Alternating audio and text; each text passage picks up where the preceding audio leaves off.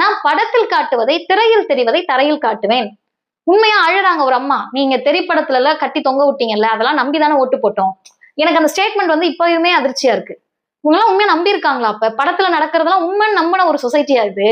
அப்ப ஒரு ஸ்டாண்டுக்கு வாங்க.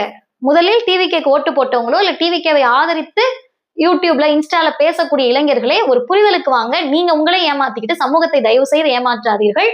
முதலமைச்சர் விஜய் என்பவர் சாதாரண மனிதர். அவர் வானத்திலிருந்து குதித்து விட்டார், நமக்காக வந்து விட்டார். ஆக்ஷன் ஹீரோவா தான் இருக்க முடியும்னு நினைக்காதீங்க. தயவு செஞ்சு நம்பாதீங்க. ஸ்டண்ட் மாஸ்டரை வச்சுதான் அண்ணன் சண்டை போட்டாரு. நிகழ்காலத்தில் போட முடியாது. பிரஸ் மீட்டுக்கு நிக்க தயங்கி ஓடக்கூடிய ஒரு மனிதராக தான் இவர் இருக்காருன்ற அந்த உண்மையை ஒத்துக்கங்க. ஒரு இலூஷன்ல இருக்காதீங்க. நீங்களே உங்களுக்குள்ள ஒரு பபுல கிரியேட் பண்ணி அதுக்குள்ள உட்கார்ந்துகிட்டு சமூகத்தை அதை நம்ப வச்சு குழந்தைங்களை அழுக வச்சு ஓட்டு வாங்கினவரை சரி, அந்த ஓட்டு வாங்கி அந்த பொசிஷன் வந்துட்டீங்க. அது தமிழ்நாடு இப்போ சரி வந்துட்ட, நீதான் வந்துட்ட, உண்மைதான் அப்படின்னு ஏத்துக்கிட்டோம்.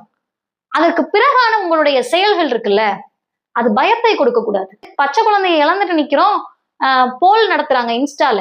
இந்த சம்பவத்திற்கு காரணம் குழந்தையினுடைய தாயா இல்ல சிஎம் விஜயான்னு டிவிகே பேஜ்ல இருக்கக்கூடிய மிக முக்கியமான ஒரு இன்ஸ்டா ஐடி போல் நடத்துறாங்க.